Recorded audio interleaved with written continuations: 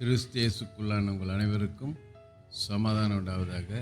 இன்றைய தியானத்திற்காக எடுத்துக்கொள்ளப்பட்ட வேதவசனம் கொலோசியர் 3:1.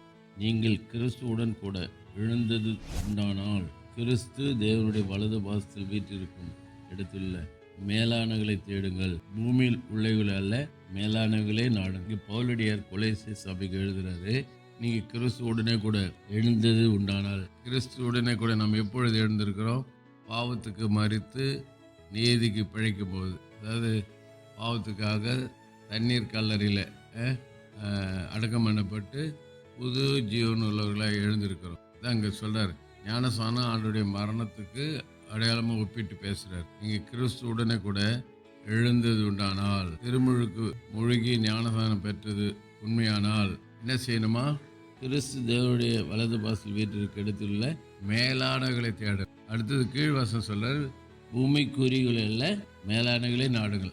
ஏனென்றால் பூமி அக்கினிக்கரையாக வைக்கப்பட்டிருக்கிறது. அதான் சாலமோன் ஞானி சொல்வார், மாயை மாயை எல்லாம் மாயை, ஒன்றுமே கிடையாது. மாயை புகையை போல இருக்கிறது, புல்லின் பூவை போல இருக்குது.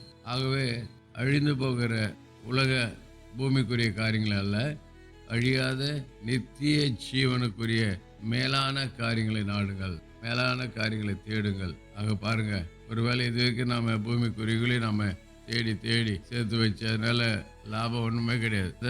யோபு சொல்லும் போது, தாயின் வயிற்றுலேருந்து நிர்வாணியா வந்தேன், நிர்வாணியை போறேன், ஒன்றும் கொண்டு வந்ததும் இல்லை, ஒன்று கொண்டு போவதும் இல்லை. நிச்சயம் ஆமாம், நம்ம இந்த பூமியில் ஒன்றும் கொண்டு வந்தது கிடையாது, போகும்போது ஒன்றும் கொண்டு போக போகிறது கிடையாது.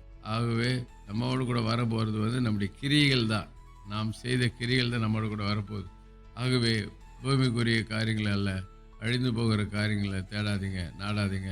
அழியாத நித்திய ஜீவனுக்குரிய காரியங்களை, அதாவது தேவனுடைய வலது பாசத்தில் இருக்கிற மேலான காரியங்களை தேடுங்கள் சொல்லி பவுலடியார் கொலோசிய சபைக்கு மாத்திரமல்ல நமக்கும் கொடுக்குற ஆலோசனை. ஆக ஒருவேளை இது வரைக்கும் நம்ம பூமிக்குரியவர்களை தேடி தேடி ஏமாந்து போனது போதும், விட்டுட்டு மேலான காரியங்களை நாம் தேடுவோம், மேலான ஆசீர்வாதத்தை பெற்றுக்கொள்வோம். கர்த்தர் நம்மை ஆசீர்வதிப்பாராக. செபிப்போம். நேசிக்கு நல்ல தகப்பனே, இந்த நாளில் கொடுத்த நல்ல வார்த்தைக்கு நன்றி.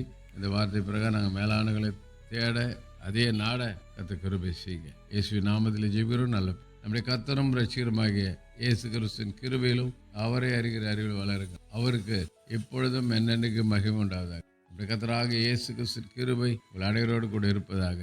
ஆமேன், ஆமேன், ஆமேன்.